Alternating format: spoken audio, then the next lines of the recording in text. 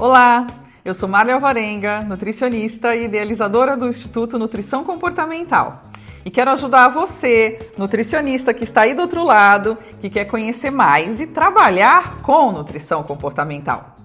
Talvez hoje você fique pensando que a faculdade não te deu todas as ferramentas necessárias para trabalhar com todas as demandas que temos na atualidade. Aqui no webinar do Nutrição Comportamental, nós vamos te apresentar em 4 episódios uma abordagem diferente, um novo olhar sobre a nutrição, no qual você poderá encontrar um jeito outro de trabalhar e comunicar nutrição. Quer saber como? Vem comigo!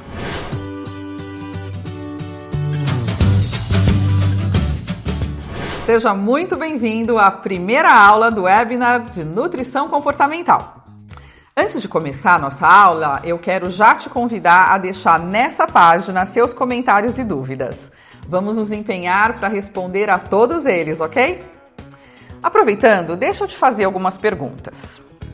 Você acha que não consegue ir muito além nos seus atendimentos em nutrição por falta de conhecimento sobre comportamento humano? Que a graduação te ensinou sobre comida, corpo, mas pouco te ensinou sobre como lidar com as pessoas? Você, de repente, até já investiu bastante em conhecimento técnico, fez pós, cursos de especialização, etc., mas tem dificuldade de colocar na prática? Questiona o que pode melhorar a aderência ao tratamento? Talvez esse seja o sentimento de muitos quando se formam, e às vezes até depois de formados. Quando eu comecei a minha carreira, eu caí logo recém-formada no Ambulim, o serviço de transtornos alimentares do Hospital das Clínicas aqui de São Paulo. Eu sabia fazer aquilo que classicamente aprendemos: avaliação nutricional, incluindo a antropométrica, avaliação do consumo alimentar e uma prescrição nutricional. Eu costumo dizer que os transtornos alimentares me ensinaram com um tapa na cara o quanto isso era e é insuficiente. Claro que, nesse caso, eu estava lidando com problemas psiquiátricos graves, mas que são os extremos de pessoas com problemas no comportamento alimentar e na sua relação com a comida. Eu precisei aprender, então, com psiquiatras e psicólogos que lá me supervisionavam nesse serviço. E depois buscar conhecimento fora do país, em congressos internacionais, em artigos, em livros sobre temáticas que não eram exploradas aqui e ainda não são, como, por exemplo, o aconselhamento nutricional e as habilidades para o terapeuta nutricional. Precisei também ampliar os meus estudos, fazendo mestrado e doutorado, focando os distúrbios do comportamento alimentar nessas patologias. E para compreender os comportamentos alimentares de uma forma mais ampla em diferentes públicos, eu fui fazer o meu pós-doutorado, com parte dele na Universidade da Pensilvânia, supervisionada por um psicólogo especialista na relação das pessoas com a comida, Dr. Paul Rozin. E assim, entender da psicologia social da comida e outros aspectos que poderiam fazer a diferença no atendimento nutricional, não apenas dos transtornos alimentares, mas para qualquer público e qualquer pessoa. Nesses 4 episódios do webinar Nutrição Comportamental, nós vamos abordar os seguintes temas: a ciência do comportamento alimentar, que é a aula de hoje. 2. Como trabalhar com comportamento alimentar, onde Cíntia Antonaccio vai dar muitas dicas para vocês. 3. Usando a nutrição comportamental na prática clínica, com Fernanda Timmerman e Manuela Figueiredo, contando experiências diferenciais e desafios no atendimento em nutrição. E 4. Transformando o seu atendimento, com cases e depoimentos de alunos que vêm praticando a abordagem da nutrição comportamental e que têm tido resultados excelentes com os seus pacientes. Bom, para começar a aula de hoje, eu queria que você parasse um pouquinho e pensasse, talvez até escrever. Como você define comportamento? Fácil? E qual você acha que é a área da ciência que foca no estudo do comportamento? Sim, estamos falando aqui de nutrição comportamental, mas comportamento é o foco de estudo da psicologia, juntamente com o estudo da mente, ciência que estuda comportamento e mente. Existem algumas diferenças conceituais dependendo de que linha da psicologia se considera, a behaviorista ou a cognitivista, especialmente.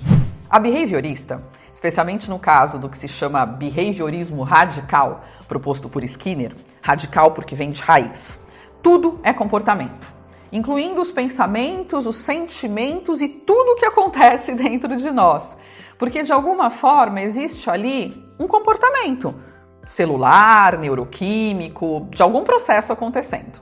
Também, para o behaviorismo, aquilo que vemos no mundo é o guia para o nosso comportamento, em função de reforços e punições, ou seja, aquilo que perdemos ou ganhamos. Na visão cognitivista, aquilo que vemos no mundo precisa ser representado dentro de nós, ou seja, a nossa visão de mundo. E é essa interpretação que é um guia para o comportamento. Considerando-se que, primeiro, a partir dos dados do mundo, fazemos julgamentos, que são análises de probabilidade daquilo que podemos ganhar ou perder.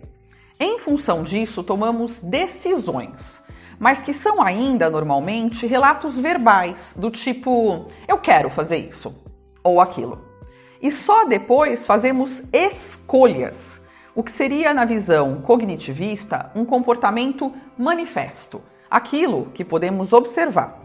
Portanto, ao se falar de comportamento, é preciso colocar as bases conceituais e a partir de qual delas você está pensando. Por isso, abordamos essa questão no nosso livro e definimos o comportamento alimentar no contexto da abordagem que foi proposta e é trabalhada pelo nosso instituto. A abordagem da nutrição comportamental é, então, uma que define comportamento alimentar como e de que forma se come, as ações em relação ao ato de comer. Mas claro que essas ações são relacionadas aos nossos sentimentos e afetos e às nossas cognições, a nossa maneira de interpretar o mundo. Sempre num caminho de mão dupla. Nossos sentimentos e cognições influenciam os nossos comportamentos e os nossos comportamentos influenciam os nossos sentimentos e cognições. Nesse caso, com relação à comida. Segundo também a psicologia social, o conceito de atitudes abarcaria esses três construtos. As cognições, que são as crenças e a maneira de interpretar o mundo. Os afetos, que são os sentimentos, as emoções com relação a alguma coisa. E os comportamentos, que são de fato as ações tomadas. Portanto, usamos também, no contexto da abordagem da nutrição comportamental, o termo atitude alimentar, para alcançar o entendimento de por que as pessoas comem o que elas comem. A ciência da nutrição usa uma série de termos variados para se referir à alimentação. O consumo alimentar e consumo nutricional são o foco clássico dos estudos. E hoje temos muito mais conhecimento, inclusive séries históricas do contexto nacional, nos mostrando como come o brasileiro, em termos de nutrientes e em termos de grupos alimentares. Esse consumo caracteriza uma certa estrutura, que pode ser avaliado em padrões alimentares, que é um termo usado normalmente quando os estudos de consumo fazem análises estatísticas específicas, análises de cluster, análise fatorial, para avaliações e estudos epidemiológicos. Mas esse jeito de comer, essas ações ou comportamentos determinam hábitos e práticas. Mesmo assim, é preciso entender as escolhas alimentares e as suas motivações, que estão relacionadas a sentimentos e valores, inseridos novamente no contexto das atitudes alimentares. Assim, quando falamos de comportamento alimentar, podemos focar em coisas diversas, nas bases conceituais, nos determinantes e fatores dos comportamentos, no comportamento de grupos específicos, mas também em teorias comportamentais, que são foco da psicologia social da comida, e em modelos e estratégias comportamentais para o trabalho clínico, como, por exemplo, a entrevista motivacional, a terapia cognitivo-comportamental, o comer intuitivo, o mindful eating, que são abraçados pela abordagem da nutrição comportamental. Estudar os distúrbios do comportamento alimentar também é uma possibilidade, bem como desenvolver, validar e aplicar escalas de avaliação de diferentes comportamentos alimentares.